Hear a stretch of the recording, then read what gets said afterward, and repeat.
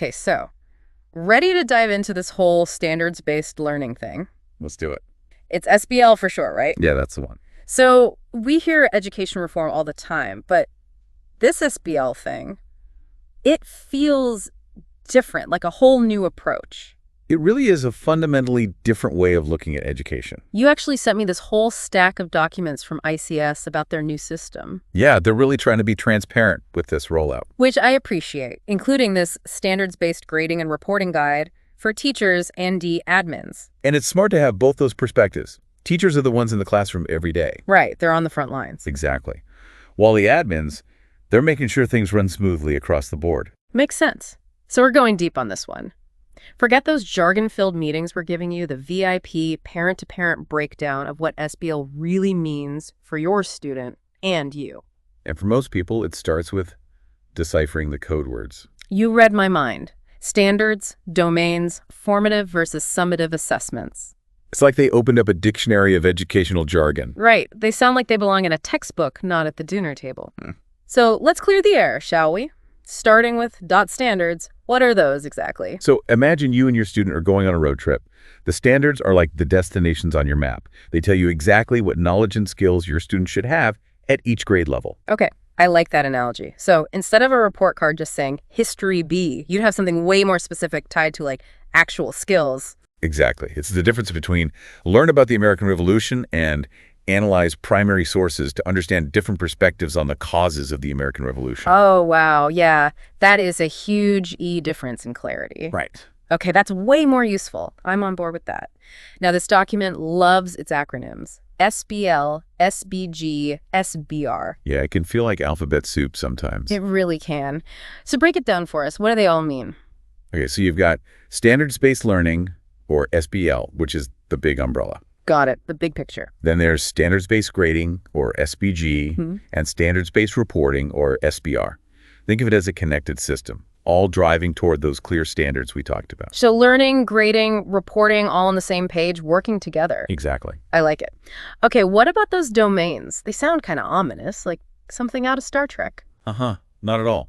They're actually quite helpful. Think of domains as like subject zones within the curriculum. Okay, so you might have a domain for history, another for writing, that kind of thing. Exactly. And each domain has a set of standards within it. Got it. So it's about making sure those subjects aren't just silos, they're all connected. You got it. Okay, that makes sense.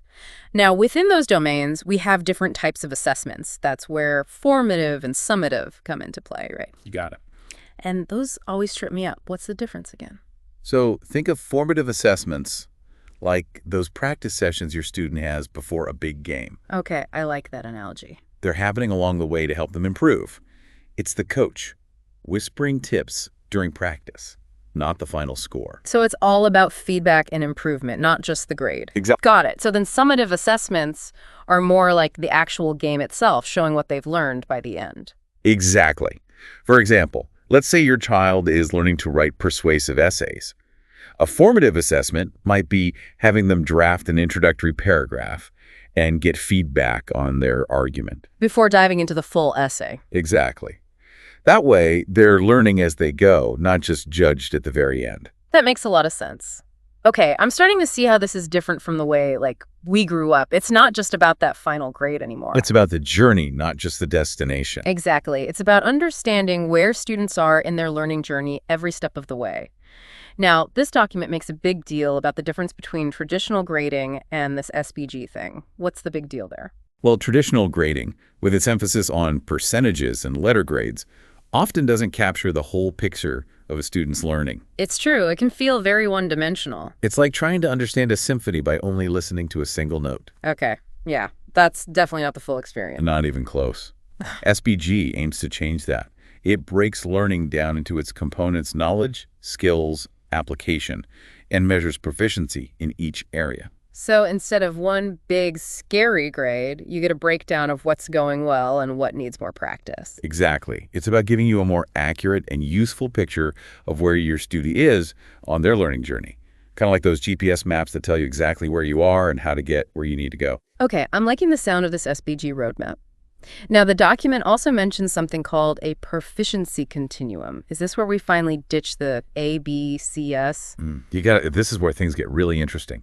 Instead of those traditional letter grades, SBL uses a more nuanced system to measure progress. The proficiency continuum outlines 4 main levels: below standard, approaching standard, meeting standard, and exceeding standard. So instead of just seeing a C and feeling kind of lost, a student might see their approaching standard, which honestly sounds way more helpful. It is. It's all about providing a clearer picture of where a student is on their learning journey. Right, like, okay, we're almost there. It feels encouraging, not just like a judgment. Exactly. And here's where those detailed descriptions I mentioned come in. Each proficiency level isn't just a label. It's like a detailed breakdown of what a student understands, what they can do with that knowledge, and what they still need to work on. Okay, so it's really tailored to each skill, not just a general good job or needs improvement. I like that. And the document actually gives specific examples for each level. For example, what meeting standard looks like in analyzing historical sources versus evaluating their credibility. Yeah. It's that detailed. Wow, so you can really see the nuances of what they're learning. That's amazing. It's about painting a complete picture of their progress. Okay, I'm really liking this so far. It's like, okay, you're killing it on understanding the timeline, but let's work on spotting bias in those primary sources. Precisely. It provides a clear path for growth, both for the student and the teacher. Speaking of which, we can't forget about rubrics. Rubrics. Oh man, those take me back. I remember them being these big grids with a million boxes to check. Well, they're still grids, but in SBL, rubrics become so much more than just checklists. Remember how we talked about each proficiency level having detailed descriptions? Yeah. Rubrics are directly tied to those descriptions, so they provide incredibly specific and consistent feedback. Okay, I'm intrigued. So instead of a teacher just saying, good job, they could point to the rubric and say, this is fantastic because you've clearly demonstrated an understanding of how different perspectives shaped the American Revolution. But to reach exceeding standard, let's look at how you can incorporate more evidence from diverse sources. Exactly. It makes expectations crystal clear. And most importantly, it helps students focus on the actual learning, not just on getting a good grade. That's huge. And here's something else that stood out to me from the document. These rubrics aim to create consistency across subjects. Oh, absolutely. That's a key part of SBL. So what meeting standard looks like in history isn't going to be drastically different from what it looks like in English, for example. Exactly. That consistency is so important for students. It minimizes confusion and allows them to see the connections between what they're learning in different subjects. It's like learning a new language. Yeah. Once you understand the grammar rules, you can apply them whether you're writing a poem or a grocery list, right? I love that analogy. It highlights the transferable nature of skills that SBL emphasizes. Right. Okay, now I know all of this sounds amazing in theory, but let's address the elephant in the room, the concerns. I'm sure every parent listening is wondering about GPA, college admissions, even the dreaded homework question. Yeah, absolutely right. Those are the big ones, and the document actually addresses them head on. Let's start with GPA. Okay, yeah, because that's still the golden ticket for college applications, isn't it? You're right, it is. And that's why the document addresses this directly. GPA is still calculated, and it's still a key factor for college admissions. Okay, so that's reassuring. But how does this whole SBL thing actually HELP with those applications? Well, by focusing on mastery of those foundational skills and knowledge, students are better equipped to succeed in more challenging courses. They're not just memorizing facts to get a good grade on a test. They're developing critical thinking skills, problem-solving abilities, and deeper understanding, which ultimately translates to better academic performance overall. So it's less about short-term memorization and more about building those long-term learning muscles that colleges are looking for. Exactly. Got it. But what about those parents who might be worried that this new system puts their kids at a disadvantage when competing with students from those more traditional schools? It's a valid concern, and one I hear often. But here's the thing. If anything, SBL should be seen as a strength on a college application. It demonstrates that a student has been challenged and supported to develop those high-level learning skills that universities are looking for. Universities are getting savvier. They want to know a student can truly think critically, not just regurgitate information. Okay, that's reassuring to hear. Now, let's get real for a second. The document also tackles what might be the most common question from students themselves. What's the point of doing the work if it's not graded? Right. It's the age-old question. I'll be honest, that's a question I would have asked as a student. And it's a fair question. But here's where that shift in mindset comes in. With SBL, formative work, remember those practice sessions, become even more important, not less. Because it's not about the points, it's about the progress. Exactly. It's about honing your skills, receiving feedback, and improving. That makes a lot of sense. Okay, we've covered a lot here. I'm feeling smarter already, but also there's more to uncover.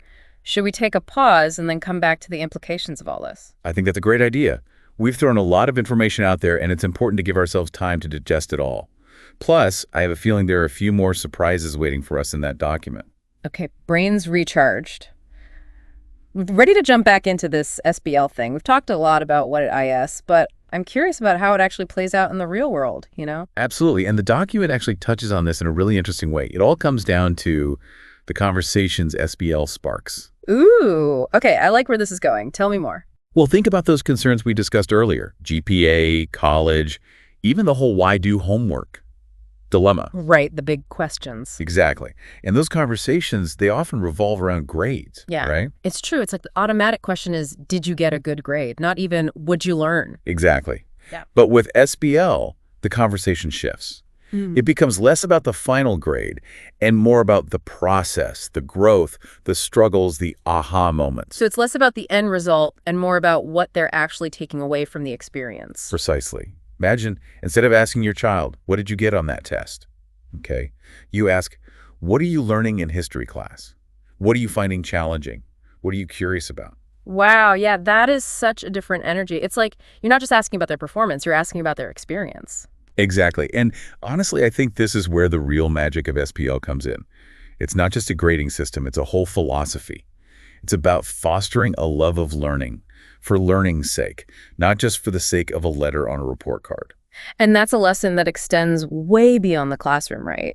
It's about equipping students with the skills and the mindset they need to thrive in a world that's constantly changing. Absolutely. Think of it like this. SPL is giving students a toolbox full of essential skills. Critical thinking, problem-solving, communication, collaboration. Skills that employers are looking for, skills that help you navigate life. Exactly. Skills that are valuable no matter what path they choose in life. Okay, I am officially on board with this whole SBL thing, but it does sound like a big shift for everyone, teachers, students, parents. Yeah. We all need to be on the same page for this to work. You're absolutely right. It is a team effort. And that's why it's so important to have these conversations to address concerns openly and to be open to new possibilities. Change can be unsettling, but ultimately this is about creating a more accurate, transparent, and supportive learning environment for every student. I love that. Well said.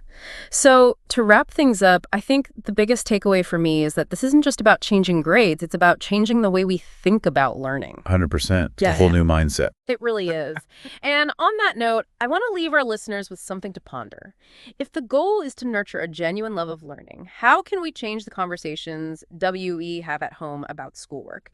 How can we shift the focus from grades to growth, from performance to progress? It's a question worth thinking about.